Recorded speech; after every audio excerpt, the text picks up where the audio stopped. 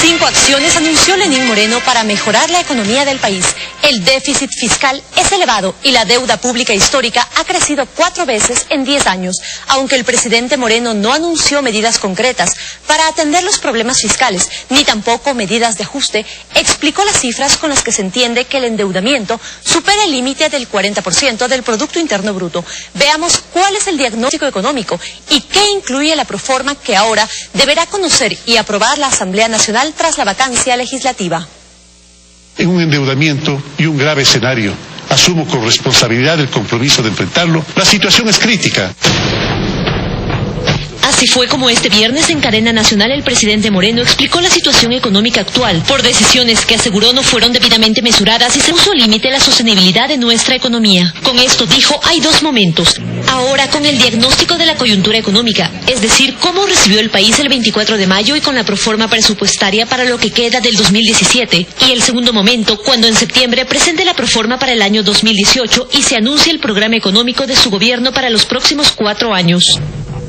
Sobre cómo recibió el país, el primer mandatario aseguró tenemos importantes necesidades de financiamiento, solo para cubrir el déficit fiscal, es decir, cuando los egresos o gastos estatales para obligaciones superan a los ingresos públicos recaudados, se requiere alrededor de 8.000 millones de dólares cada año. El monto no es únicamente para cubrir este déficit fiscal, también lo es para pagar amortizaciones de deuda interna y externa, pero anunció además que se requieren 2.000 millones anuales adicionales para cumplir las metas y objetivos nacionales en los próximos 4 años. Del anuncio de la situación que hizo el Ejecutivo, los números considerados más alarmantes tienen que ver con la deuda pública histórica del país. Esta alcanzó un monto agregado de 41.893 millones, pero agregó Moreno que existen otros pasivos del Estado, operaciones de corto plazo, empresas petroleras, ventas anticipadas que suman 8.000 millones, y por contingentes que podrían ser obligaciones de pago 4.367 millones que incluyen la solicitud de Contraloría del pago de la deuda al IES por 2.528 millones. A esto debemos añadir las obligaciones por pagar en incentivos a la jubilación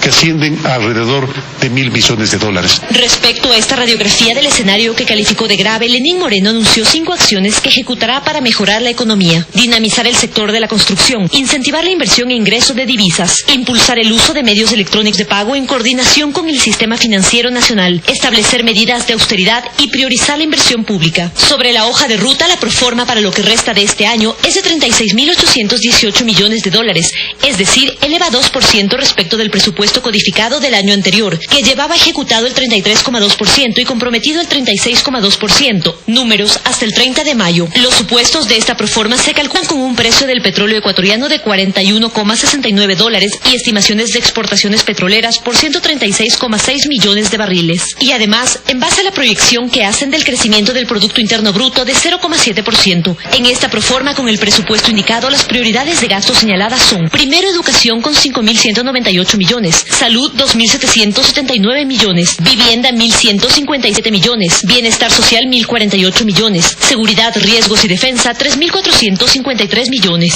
En el 2017, explicó el presidente, esperan entre los ingresos más relevantes 14.760 millones por impuestos, por tasas y contribuciones 1.609 millones, por transferencias desde las empresas públicas y el Banco Central 3.322 millones, por transferencias y donaciones de capital e inversiones 3.241 millones y por financiamiento público 11.670 millones. Con la proforma 2017 el déficit fiscal se proyecta en 4.700 millones. Es el país que heredó Lenín Moreno. La deuda pública histórica pasó en 10 años de 13.872 millones de dólares, según el Ministerio de Economía, a al menos 41.893 millones. La proforma deberá ser debatida y aprobada en la Asamblea Nacional, que inicia vacancia legislativa del 31 de julio al 14 de agosto. La expectativa ahora está en el programa económico y la posibilidad de que existan políticas fiscales de ajuste. Y claro, el tema del momento es sin duda cómo va a enfrentar el régimen, cómo va a enfrentar las autoridades el asunto planteado. Básicamente el déficit fiscal, ministro. Muy bien. Aquí hay que entender que una primera acción concreta, en este caso hablando del déficit fiscal, está orientada a empezar ya la reducción de ese déficit. ¿Por qué? Porque es importante ya corregir el manejo fiscal frente a una situación demasiado compleja que se dio en el año 2016 por varios motivos. El primero, porque se le tiene que dar un carácter de estabilidad fiscal en el largo plazo, de sostenibilidad fiscal. Y segundo, porque nosotros tenemos que dar señales tanto internas como externas de que se están aplicando los correctivos a una situación particular, tanto para atraer inversión extranjera como para poder favorecer las condiciones futuras del Ecuador para financiamiento externo que tarde o temprano va a ser necesario, sino que tiene que hacerse en muchos mejores términos que los que hemos logrado por estar en una situación bastante ¿Usted tiene compleja. liquidez, ministro? ¿Tiene dinero? ¿Puede pagar los salarios? Efectivamente, en la proforma presupuestaria está identificada esa liquidez, están identificados los ingresos y está identificado también el financiamiento necesario. Para atender estos compromisos inmediatos, salarios, por ejemplo. Claro que sí. ¿Usted tiene que hacer un nuevo préstamo, emisión de bonos? Bueno, no está previsto que se haga una nueva colocación de bonos en lo que resta del año, pero hay que tener en cuenta que en el manejo fiscal siempre tienen que tomarse en cuenta y tienen que estar disponibles todas las herramientas posibles, porque la idea fundamental es de poder salir adecuadamente con los pagos que se tienen que realizar, pero con disciplina y de forma muy mesurada. Entonces es un primer elemento dentro de lo que es el presupuesto que ya apunta a cerrar el déficit fiscal. Pero ahí tenemos otras acciones que han sido anunciadas por el presidente, que es la generación de incentivos a la construcción. Tengamos en cuenta que este sector tan dinámico de la economía, que llegó a pesar en 2014 el 10% del Producto Interno Bruto y con una tasa de crecimiento importantísima, ha venido contrayéndose estos años. Entonces, la reactivación de la construcción que puede hacerse en el relativo corto plazo puede generar un efecto multiplicador en la economía que puede de alguna manera mejorar las condiciones de la actividad económica y eso también es mayor recaudación de impuestos. Listo, ministro. Vamos, Vicente. Bueno, Déficit fiscal y esta apreciación del ministro. Bueno, honestamente creo que el ministro no estudió lo que tenía que estudiar para el puesto en el que está. Porque él es un economista, ha estudiado economía, pero para el puesto en el que está debió haber estudiado desactivación de bombas. O sea, cómo desactivar minas, más o menos, ¿no? Como la película esa de Catherine Bigelow, del señor que desactivaba minas, porque en realidad... ¿Cuáles son las minas más críticas que tiene que desactivar? A ver, hay como 3 enormes campos minados. Campos minados, cada uno tiene diferentes minas, ¿no? El primero es el déficit fiscal, ¿no? Tema complicadísimo porque, claro, el gobierno anterior en su barbaridad de manejo económico le volvió al Ecuador adicto al gasto público y el Ecuador solo crece cuando el gasto público crece, lo cual no debería ocurrir, pero ocurre porque ese fue el cambio de la matriz productiva que produjo el gobierno anterior.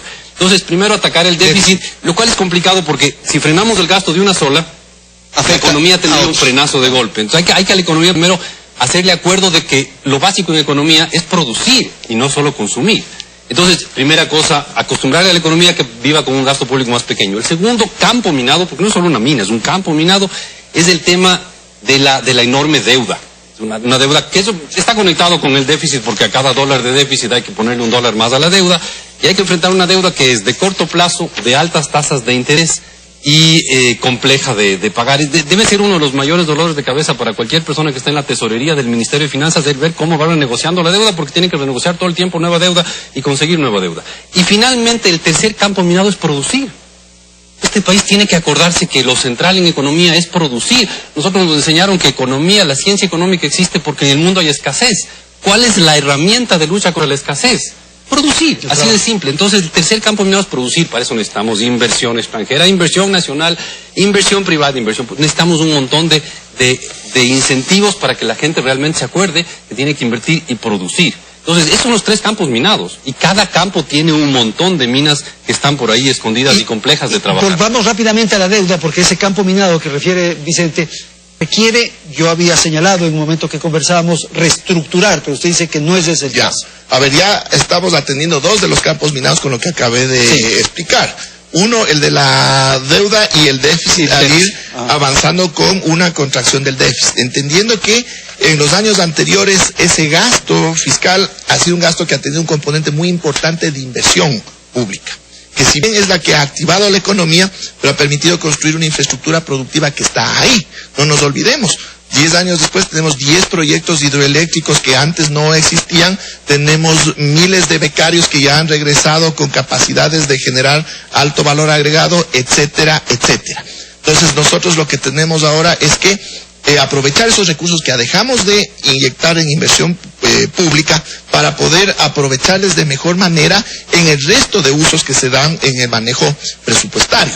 Pero por otro lado, este recorte que ya podemos hacer es el que nos va a permitir ir reduciendo de a poco la deuda. El tema de la construcción, que es una medida inmediata que se está aplicando de generar esos incentivos, está apuntando al tema de la producción que está indicando Vicente por el efecto multiplicador que tiene. La construcción se genera con mano de obra ecuatoriana, en gran medida con insumos ecuatorianos, y eso genera una dinámica económica importante. Pero también tenemos que atender otro espacio que es el tema monetario. Ya expliqué la vulnerabilidad que tiene la dolarización. Muchos de los economistas pensaron durante la primera década de este siglo que la dolarización funcionaba con piloto automático, y eso no es cierto. Entonces, para poder darle una sostenibilidad y fortalecerle la dolarización en el largo plazo, hay que tomar medidas, porque si no, el rato que ¿cuál es una de esas? Tenemos problemas. El dinero electrónico. La primera es el dinero electrónico, es decir, si es que nosotros logramos impulsar no solo el dinero electrónico, sino el uso de medios de pago electrónicos como sustituto del dinero efectivo. En una economía donde los ecuatorianos demandamos 10 veces más billetes que lo que se demanda en economías europeas